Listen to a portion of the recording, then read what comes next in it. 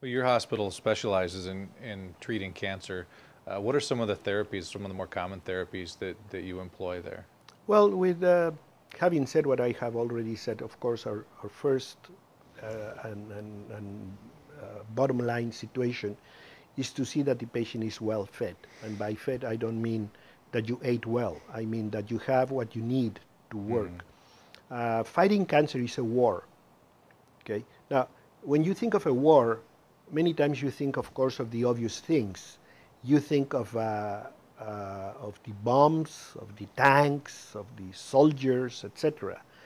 But there's a lot behind that we don't see, that we never talk about. Okay, all those tanks, airplanes, everything need lots of fuel to work. Hmm. Those soldiers have to be fed. They have to take a shower. They need a hospital behind them. There are a lot of supplies that go behind them. So when you're fighting a cancer, you need all that in order to be successful. So one of the things that we in cancer patients will do very frequently is to place what's called a central catheter. In other words, we need an intravenous access that's going to allow us to give vitamins and minerals and energy and proteins and essential fatty acids to give full nutrition so that body gets today what it has to get today. I don't have the time to fight with you and say, please, and I see that every day with patients. Please, daddy, why don't you chew a little bit of this? Come on, have a little bit of juice. Cancer patients not only do not have a good appetite, in many times for them, food is repulsive. Hmm. So one of the things that surprises our patients is when they come in here and they say, I'm not hungry. I say, don't worry, don't eat. And the family says, what do you mean? No, I'm going to put everything in a bag. I'm going to feed them. And sure enough, 2, 3 days after, you see these people functioning again. Why? Because the body is getting energy, the body is getting nutrients, the body is doing a lot better, and then they get the drive and the energy to function again. But that not only is anemic, it's not that they just feel better, it's because it's not cocaine. It is actually a fact that now the bodies are doing a lot more for themselves. Then you have the opportunity to withdraw blood, for example, from patients. We separate white blood cells, we separate dendritic cells, we separate stem cells.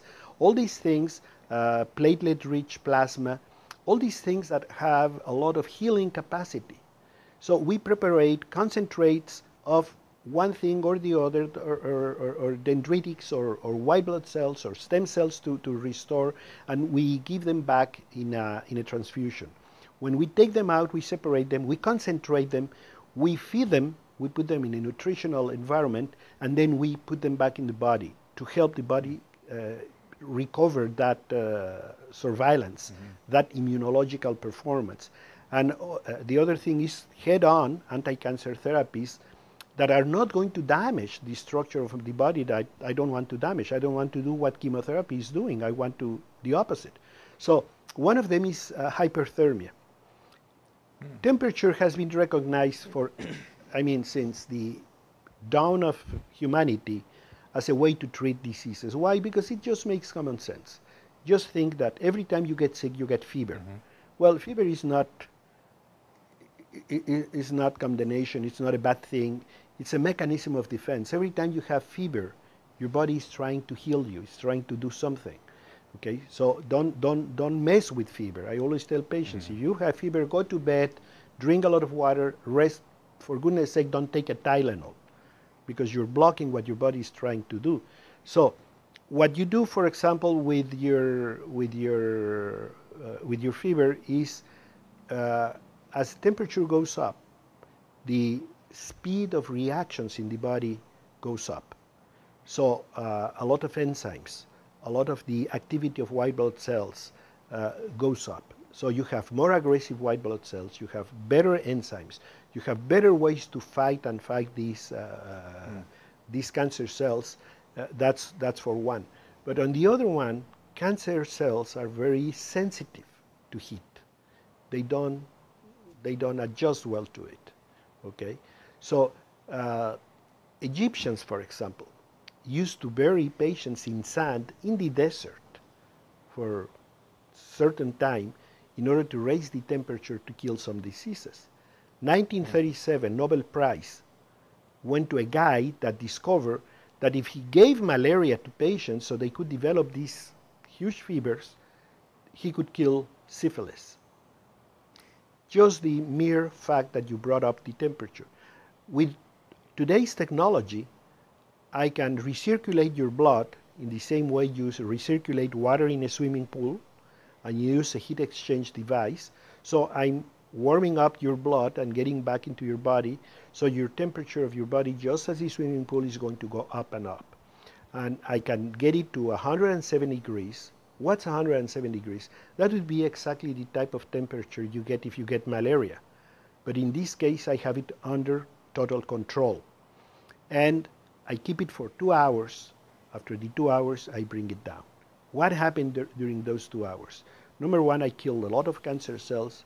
Number one, I damaged a lot of cancer cells. Those that were not killed had been damaged. So whatever therapies we're going to do to follow are going to be much more successful in better ways. Even with chemotherapy, even with radiation therapy. When we apply heat to a cancer, and then people are given either chemo or radiation, they get better results. Why it's not done more frequently, it's beyond my understanding. But it works, and there's tons of literature that shows it. The other thing that happens is we have had patients that were on a successful chemotherapy program. Because chemotherapy is not great, it's not the answer, definitely, but in some people it works.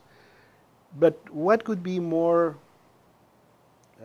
I don't know how to say it, more frustrating than to have a cancer, have a good response to the drug, and you're doing fine, and all of a sudden the cancer starts growing again because the cancer is not sensitive to the drug anymore. And you can see the dismay of these people. I was doing so well, and now this doesn't work anymore. You do hyperthermia, and the tumor becomes sensitive again to the same drug they were doing well before the treatment. So hyperthermia to me is one of the major breakthroughs. I'm sure you're going to be hearing more and more about it. And the only reason why it's not more prevalent is because it's not connected to any pharmaceutical company. But otherwise, I think it's a major tool that you could use in any hospital today and have a much better success. You see, so there are many things in alternatives that are out there for us to use, but we're not using it for I don't know what reason. Yeah.